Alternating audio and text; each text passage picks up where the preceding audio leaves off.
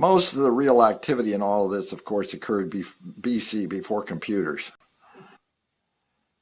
It started out as the telegraph operators they were on duty on Christmas Eve over the holiday. They had nothing to do. Nobody was sending a telegram particularly. So they made up these pictures to send to each other from one telegraph operator to another around the country or around the world. And they sent them to each other. And that was teletype in those days. And eventually the radio amateurs were authorized to use teletype on the air. And so we started typing to each other. And of course, that meant we got a teletype machine to begin with, which meant that we probably had a thing that would punch tape and read tape. And so we found out that these telegraph guys who had been sending pictures for years before we ever got into it had tapes around in their lockers, and God, they were buried. I had them dig them out. You know, I went around and found guys that had them, and they would give them to me. I would get the tapes, the originals, and once we got it, we could send it to any other radio amateur anywhere in the world. So it was a kind of an exclusive group, really. It wasn't the average CB operator or anything like that. Right. Because we had to hook up a machine and figure out how to hook it up to our radio and build the circuits to convert the radio signal to the machine signal and vice versa. Every time you sent one, there were 20 guys out there all punching tapes of it as they received it. And they would then go on the air the next day and talk to their other friends and send them to them, and it went on and on. So it just grew like topsy. The computers have basically wiped it out, you might say. I mean, it's no big turn on for a young kid today. A young kid, I don't know how they would get interested in it. You know, they'd say, so what? You know, hell, I can do blah, blah, blah with a computer. So that time is gone.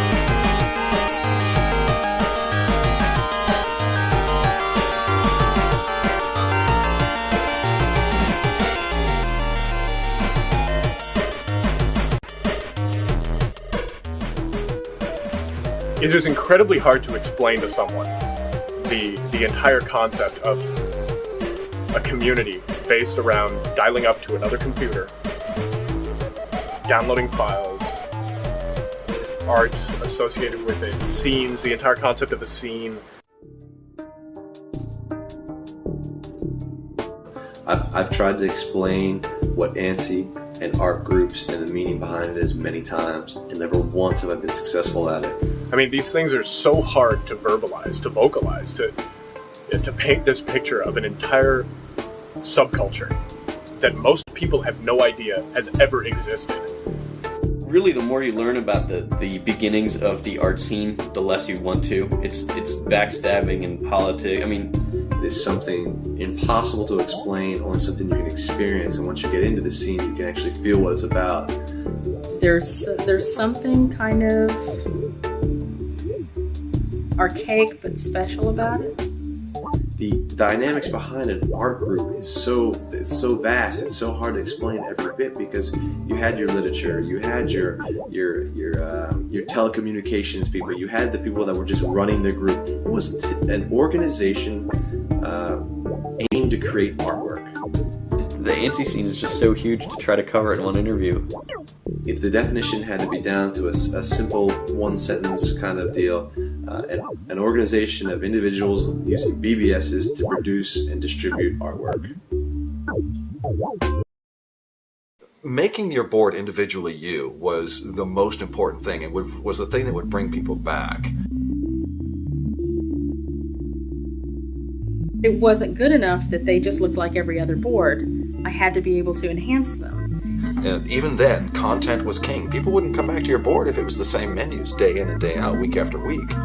You had to keep the same menu structure because people would get to using it fast, key when they wanted to go to a particular board. But you would also want to change the look and layout and feel of the thing a little bit because that would keep people interested. It would keep them coming back. And the only way I could do that was to create some sort of art that was able to be transferred across the modem. And that really meant working with ANSI. The software was good that bulletin boards run, but it was really ANSI that accentuated everything, made it look good.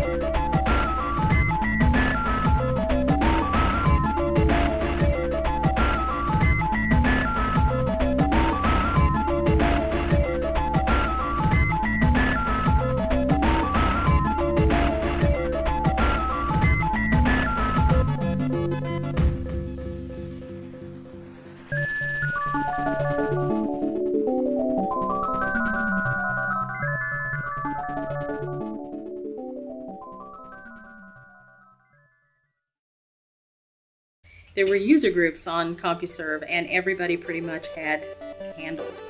And I didn't get this whole handle thing, but I was trying to learn. And I had a friend at the time, later a boyfriend, who called me Ebony Eyes because I had dark eyes. And when I had to come up with something to use immediately, that was what came to mind. When I did my first bulletin board, it was Ebony Eyes Escape. And I brought the name with me when I started doing ANSI. And the first thing I found was a very small, primitive little program called ANSI Paint, the very first version of it. And I started playing with it, and I thought, I'm never going to be able to do this. It's these little boxes and things. I'm never going to be able to do this. It took a bit of creativity. It took a leap, yeah. And before I knew it, I started figuring out ways to create what, if you stood back a little bit, looked like pictures. You had to kind of stand back a little bit. And that's really always been the case with ANSI. The further back you stood, the better it looked. When I started, I used to start with a central design in the middle and then work out the ends and go back and forth and back and forth. I got to a point where I didn't ever do that. I would start in the upper left-hand corner and I would end in the bottom right-hand corner. I had an idea of exactly what I wanted, and I never went back to another line. I would go back a few spaces, but I never went back to another line, ever. Unless I was going back to add a signature, pull something out to add a signature or something like that. Because it isn't like you had, this high-class HP colored Leatherjet that you could pop them to and just, well, let's just look at it that way. Your options were really limited. It was the whole stone, knives, and bearskins. That's what you were doing. But it was what we had to work with. And I loved it. I just loved it.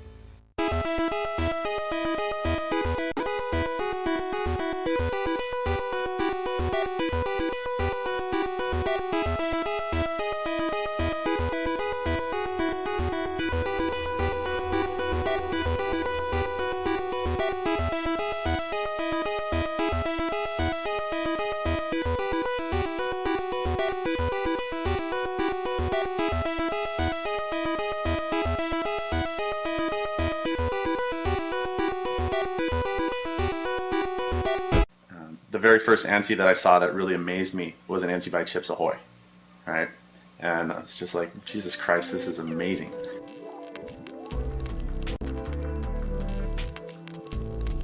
At first it was cool, you know, to see colored text. You know, when you first saw your ANSI colored text, you know, that's kind of cool. But then these people took it to a whole different level that I had never seen before. And it, you know, it motivated me because I had an artistic background, and I said, you know, how can I contribute to this is basically what I wanted to know.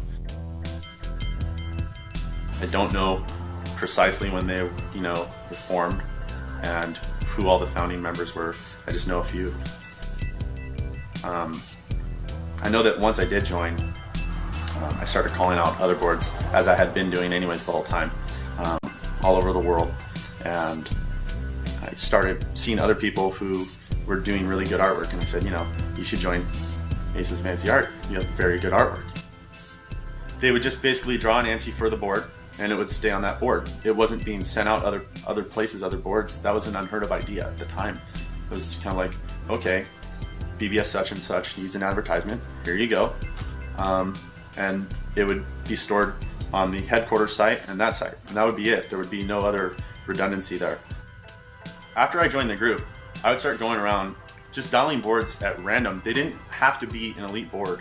I found a lot of people that were kind of in the, you know, PD-ish type of scene, and just said, you know, your artwork is, you know, really good. You need to come join Aces of ANSI Art. This is great what you're doing. It was in September of 1990 that, how do I put it?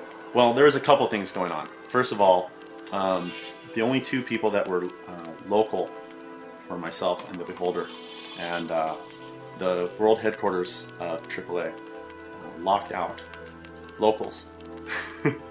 And by accident or not, they locked out members of a group that they were headquarters for. And so that kind of made us go, well, how does this get overlooked, you know? And then we also kind of decided, you know, who's doing all the work for this group now? And it was us. So we decided to form this group. ANSI Creators in Demand just kind of, basically kind of popped in my head. You know, we were just throwing around ideas, and I'm like, acid. And the name did come before the acronym, of course. But they both kind of popped in at the same time. And I was on the phone with Grim at the time. He's like, that's it. Yeah, that's what we're going to call it.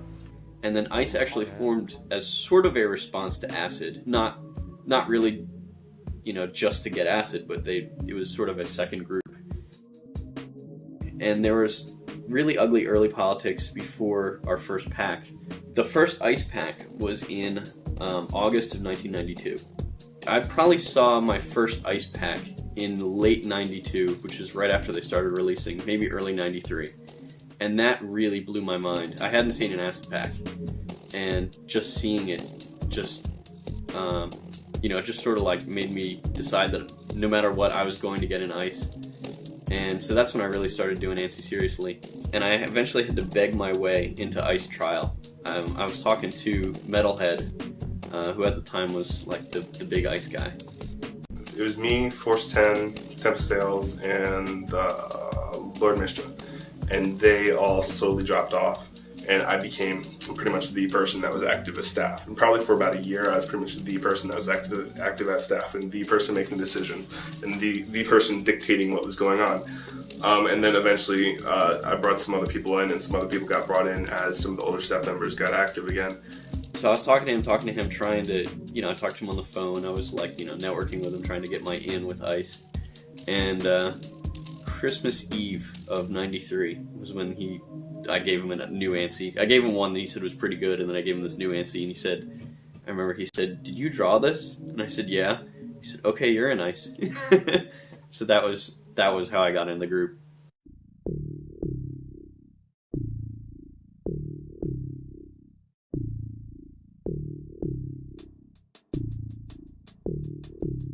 Most people think that the pack concept originated in June of 92 because that's when we started doing monthly packs. Acid and Mirage were the first two groups to release monthly packs, and then maybe 4 weeks later ICE had one.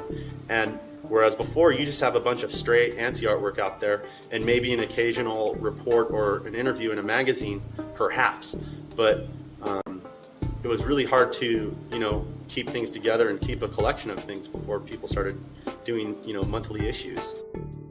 I think it is a very valid statement to compare art groups to a talent show, where a bunch of people every month got together, put on an art pack to see who was the best and who had bragging rights on who was the best. See, that was the thing. I never really understood what the competition was all about. It's like, who can get the most ANSIs out, or who can cover the most advertisements, or was it just who can do the best ANSIs? For the art scene, it was fantastic. Because, people would put their all, spend a month working on a new ANSI just to try to one-up the other guy. And the other guy would be doing the same thing. Competition creates activity. Activity creates, all of a sudden, we have a scene. Without the rivalry, you would have never seen the same level of production or interest or anything.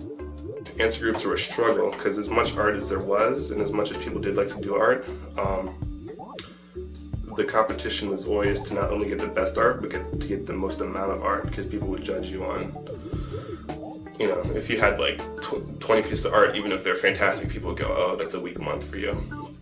So you had to be able to get the art out. And if you got the art packs out, maybe a day late or 2 days late, people would start criticizing you right away. They'd say, oh my God, it took, an extra day or an extra 2 days to get the art pack out. Like, what are they doing? Maybe they're falling apart. Every month, the competition was the point where both groups would come up with their packs on the 1st or the 2nd of the month.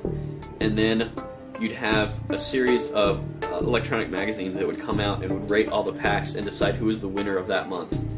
And this was fierce competition. You talk about having one bad ANSI bring the pack average down, or, people would get excited about this one artist having this one fantastic ANSI that month. It would be all the talk, all the magazines would feature it. And, it was really, really competitive. Competition was amazing between groups.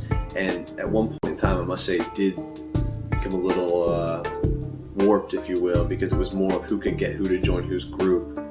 And some of it became, between some of the groups, it became who's putting out better packs. But it was to put out better packs to attract better talent. If they could find what seemed like a more friendly place, or what seemed like somewhere where people cared more about them or cared more about their art or were willing to teach them more, they were ready to hop ship to another group. You start to join a group, you're in a group, you make a name for yourself, and then you jump to better groups. And it was always kind of, what can I achieve in the art scene? Start in a small group, get some attention, then you go to a bigger group. Then it was, maybe I could move to a bigger nationally known art group. I'm like, oh, I want to be in your group. Like, I was like a local lamer. I was just like, oh yeah, I would love to hear that conversation. I was probably just like, and the thing is, there were a lot more. About like, I guess the ANSI and ASCII scene, there were tons of groups. You have Blade, CIA, Union was a huge one. The Valiant, there's Legend. The Gothic and Rock was Rulers of Chaos, that was my group. Vor was Vision of Reality. There's just been numerous art groups, Legion, that you could just go on forever. And, people, that was like the thing. Everyone wanted their own little art group. And there were so many people that it actually filled it all up. Dependent on your skill level.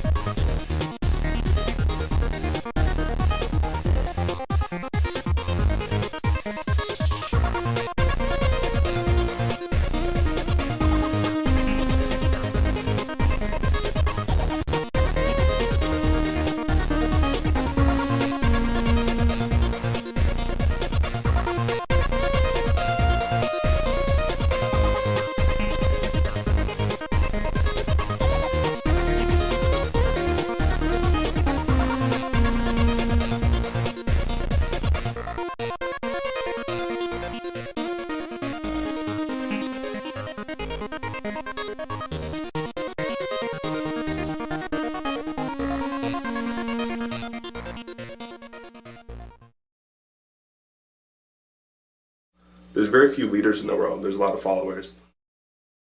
And there's very few people that will actually take the initiative to go and do all the work that it takes to actually put together a group like an ANSI group. Because a lot of people that ran ANSI groups were were early teens. I know when I got into actually running ice, I think I was like 14 years old, 13, 14 years old.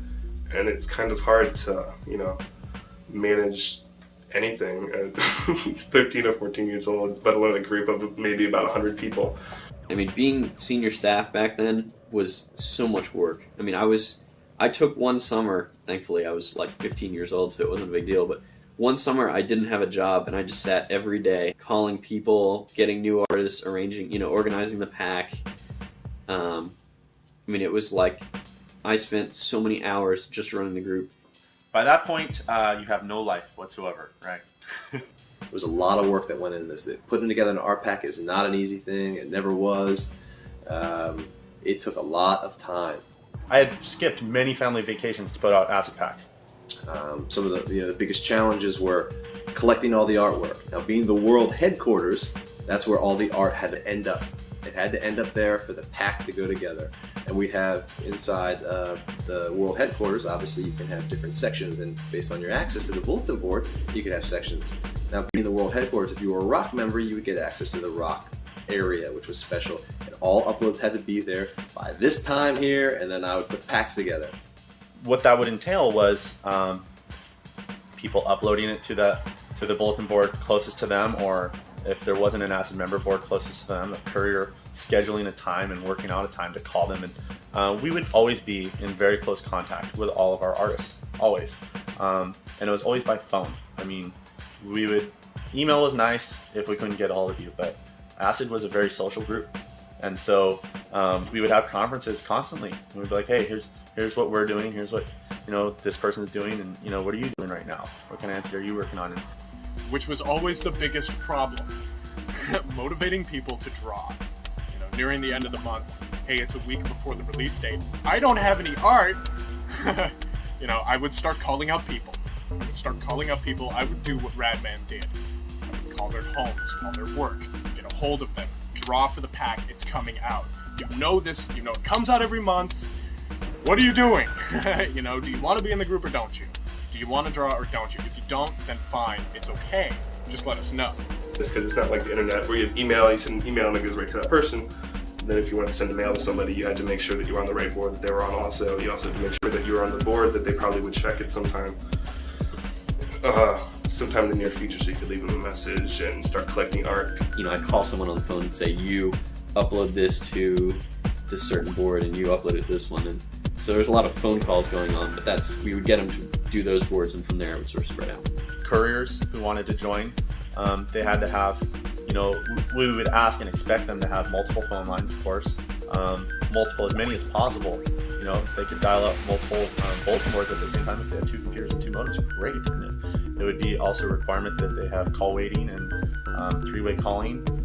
It was a constant struggle. It was a constant struggle of, hey, why don't you join my group? Hey, whatever, we have these people. It was a lot of offering, like, oh, look, we have this really big name. And that person would go like, oh, wow, you have that guy in your group. And it's like, yeah, I can let you actually talk to that guy.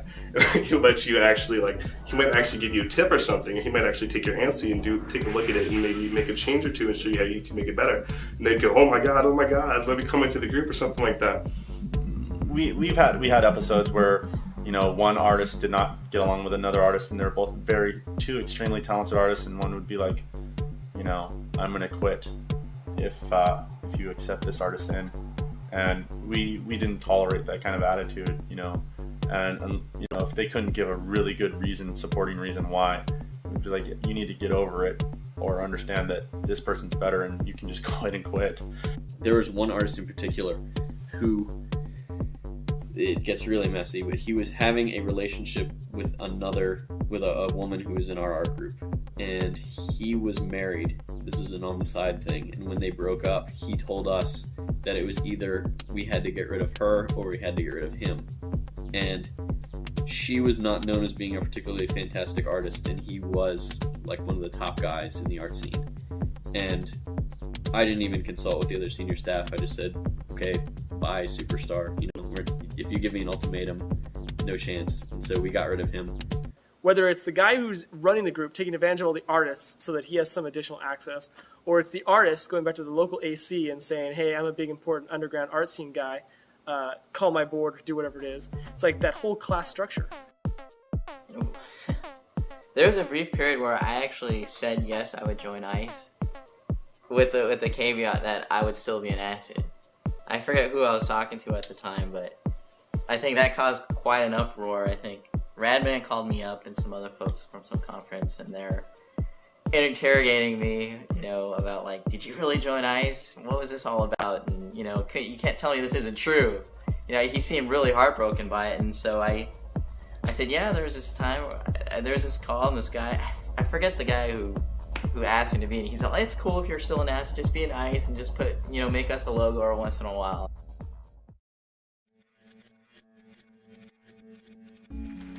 It really was good versus evil. It was acid versus ice. It was the single, evil tyrant versus the collection of people who were trying to do the right thing. If you ran a BBS and you were involved in the art scene, or not even involved in the art scene, even if it was like pirating software, wares,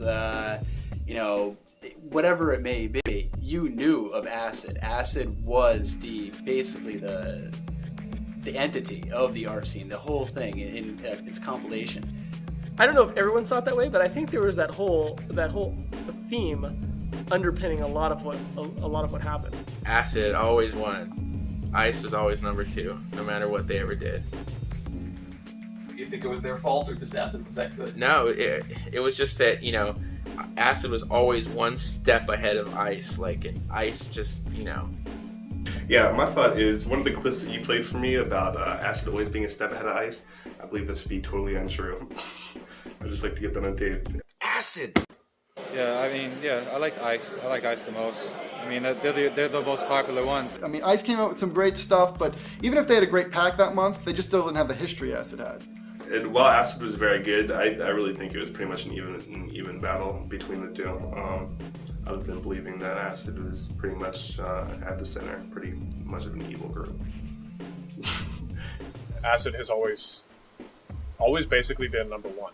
That's what it amounts to. It's never been questioned. ICE questioned it. Well, we're number 1. No, you're not number 1. Acid is number 1. Acid will always be number 1. ICE rules, acid sucks.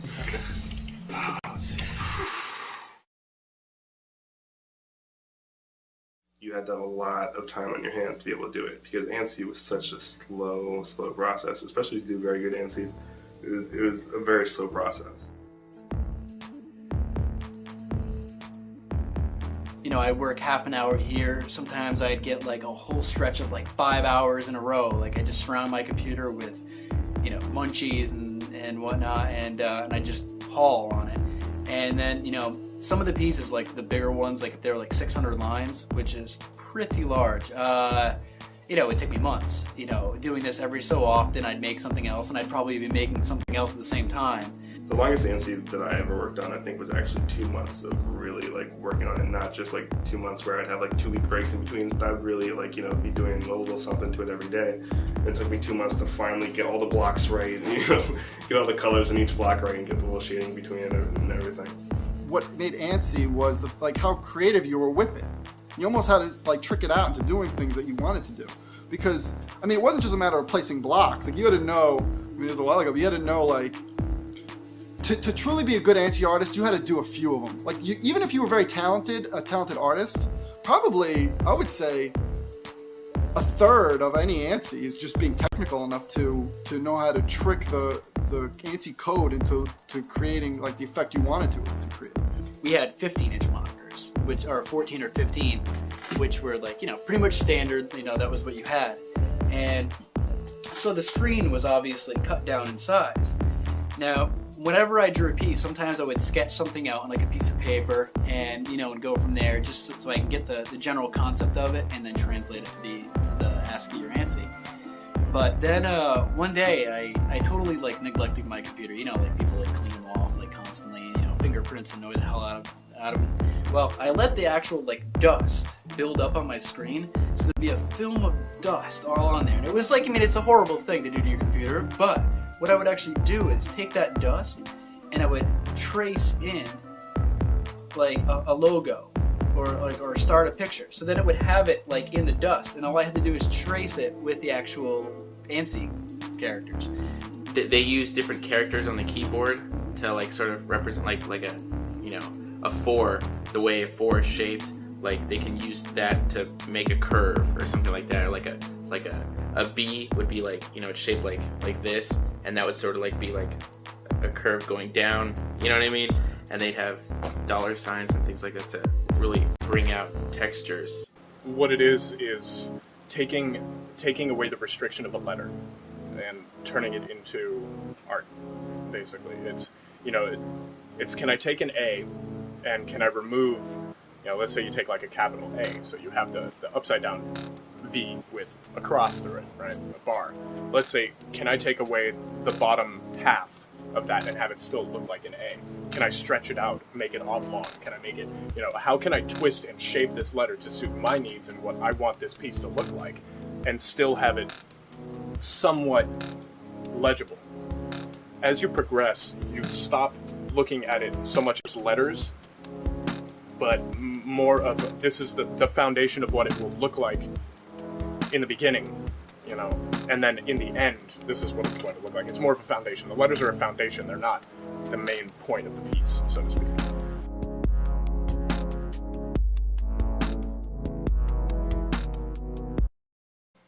Basically, ripping is when you're taking somebody else's artwork and taking credit for it. You're ripping them off.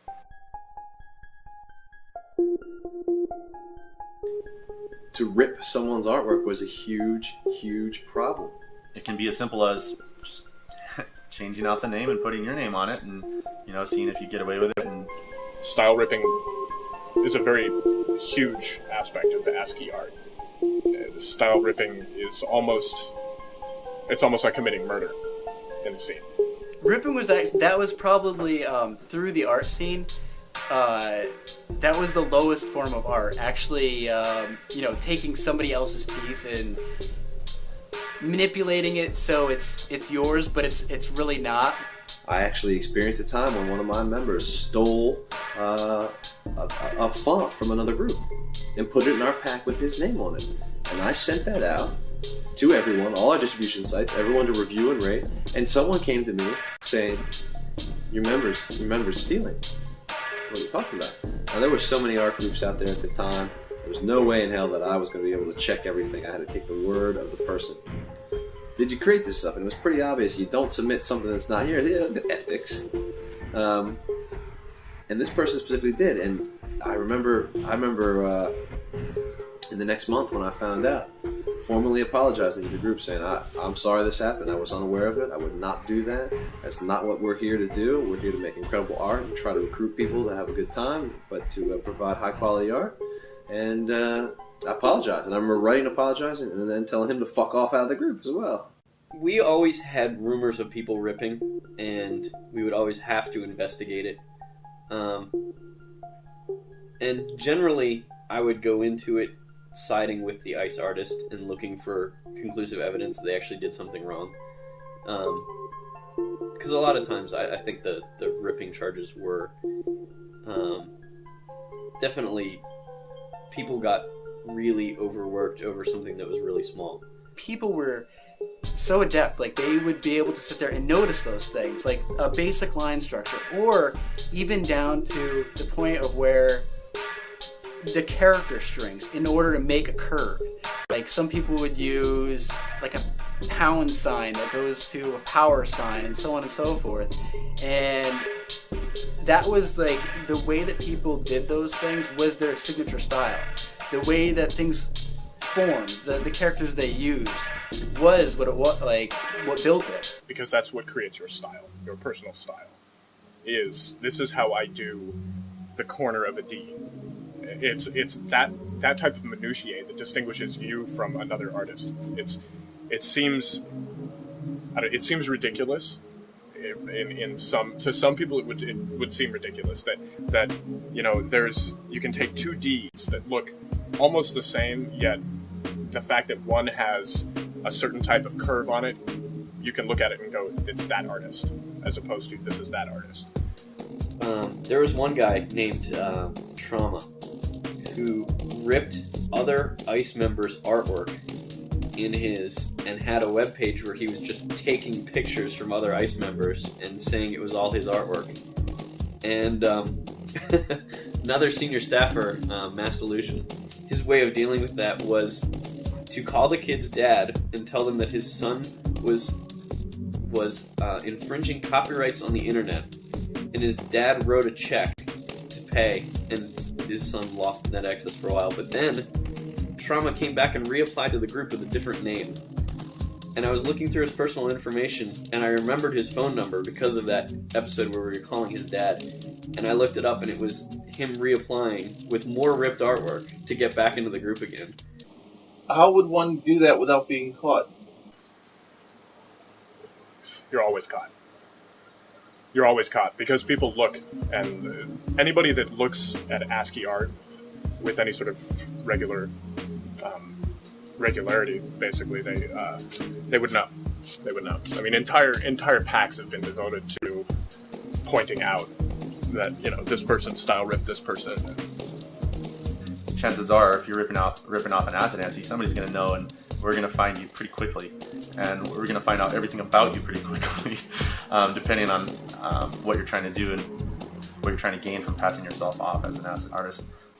You know, because basically what you've done is you've taken something that someone has created out of their own mind and taken it from them. It's like taking their child.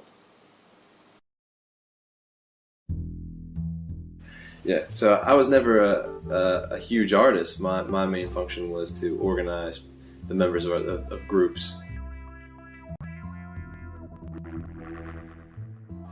And at this point in time, there was another group called Triad, Canadian group, and we started getting communications from them here and there. And they actually approached us and said, we're looking to expand. And they were having problems attracting U.S. members. So all of a sudden I started talking to their president and vice president on phone calls. The issue was, how do we merge the group and keep our name? How do we keep rock? We've got a name for ourselves. What can we barter? And this one is the negotiating skills. It's quite amusing to be, a 17-year-old negotiating with someone in Canada about how you're going to merge an art group, who gets what and why. And some of the things that were negotiated were the world headquarters. That was very, very, very important to these guys. They wanted world headquarters. So my board, too fucking hostile, I gave it up and said, you can have world headquarters. Okay, we want to keep our name. What do you think about that? Whew, that was a sticking point. So after negotiating and back and forth, kept the name Rock, merged them together, gave the Canadian headquarters to them. They had a Canadian headquarters and they had a world headquarters. My board became the US headquarters. There was dual presidents. I was a president along with another guy. The one main thing that was very, very cool is that somehow I got to keep the name and I managed to keep control of releasing the packs. But it's quite amazing to think about, these people in art groups negotiating mergers and acquisitions with artists and art groups. I always find that quite amusing.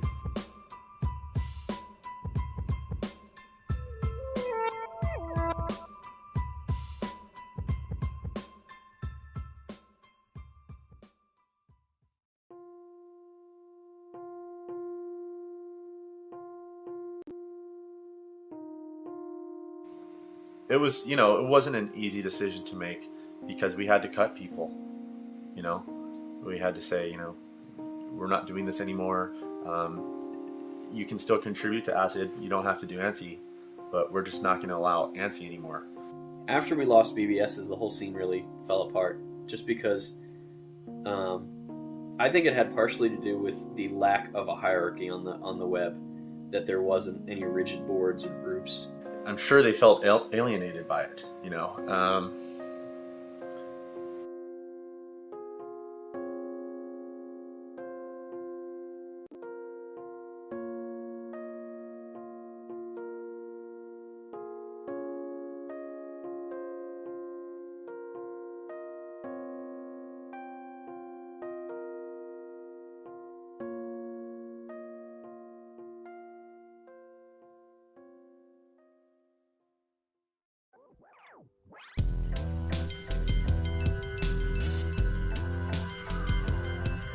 for a long time I've always, I guess worried maybe isn't the right word, but hoped that what happened wouldn't be lost, because I think it's historically significant in a lot of ways, the whole BBS scene in general. My art group is dead because I'm not there anymore. It's not my art group anymore, it's someone else's. I'm talking to all these people all over the world with, like-minded ideas who are really interested in computer art, specifically ANSI art. What more could you want? I mean, it just sounds insane. I mean, the whole community sounds absolutely insane when it's heard by somebody who really has never heard or known about BBSs and what possibly goes on with online communities. There was rivalries based on like nothing but I want to be. I can't really explain it. See, that's how complex it is. I really couldn't put it in words. It has been so important to so many people for so long. And it really does belong on museum walls, as far as I'm concerned. It's almost incomprehensible how much time and effort was spent on drawing little colored blocks. I mean, I know that in the later days it sort of became popular to talk about doodle boys and doodling ANSI and things like that and sort of demean it in a fun way. But I mean, really, it is a silly pastime in a silly medium that has no practical use whatsoever, other than to maybe get yourself, 10 or $15 from someone who will pay for your ANSI or to get your access to wares. Dude, I got 40 to 50.